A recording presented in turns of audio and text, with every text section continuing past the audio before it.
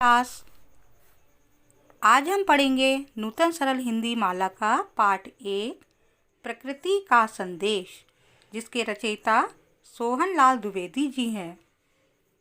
पर्वत कहता शीश उठाकर तुम भी ऊंचे बन जाओ, सागर कहता है लहराकर मन में गहराई लाओ। समझ रहे हो क्या कहती है, उठ उठ गिर गिर तरल तरंग, भर लो अपने मन में मीठी मीठी मृदुल उमंग। पृथ्वी कहती धैर्य न छोड़ो, कितना ही हो सिर पर भार, नभ कहता है फैलो इतना, ढक लो तुम सारा संसार।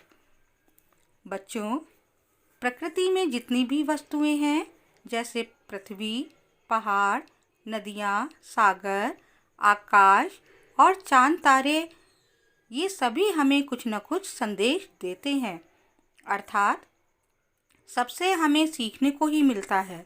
प्रस्तुत कविता में कवि ने भी पर्वत से शीश उठाकर जीना, सागर से गंभीरता, पृथ्वी से धैर्य, नभ से संसार में छा जाने को तथा तरंगों से मन में उल्लास भरने की शिक्षा दी है। बच्चों, आइए अब देखते हैं इस पाठ के शब्दार्थ। प्रकृति, कुदरत, संदेश, सूचना या समाचार, शीश, मस्तक या माथा, सागर, समुद्र,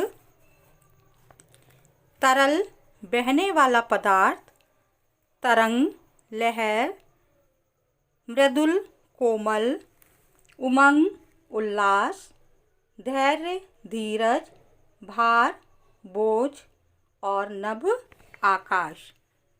आइए देखते हैं अब हम इसके प्रश्न उत्तर।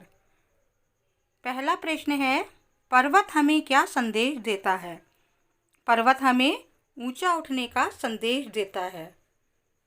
अगला प्रश्न, मन में गहराई लाने की बात कौन कहता है?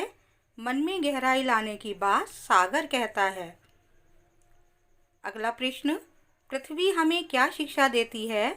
पृथ्वी हमें धैर्य रखने की शिक्षा देती है। अगला प्रश्न, आकाश हमें क्या संदेश देता है? आकाश हमें अपने उत्तम कार्यों से संसार में छा जाने का संदेश देता है। आइए अब देखते हैं अगला प्रश्न।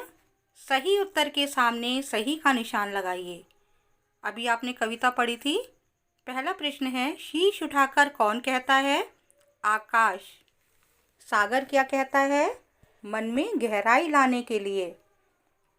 धैर्य न छोड़ने के लिए कौन कहता है? पृथ्वी। मृदुल उमंग भरने की बात कौन करता है? लहरें। तो बच्चों, ये थे आपके प्रश्न उत्तर। अब है कविता की पंक्तियाँ पूरी कीजिए। आपकी इस वीडियो में हमने कविता दे रखी है, उसको देखकर आपको कविता की पंक्तियाँ पूरी करनी है। तो बच्चों, घर में रहकर अपनी पढ़ाई करिए, सुरक्षित रहिए और घर में ही रहना है और सबको अच्छे से रहना है और सुरक्षित रहना है। धन्यवाद।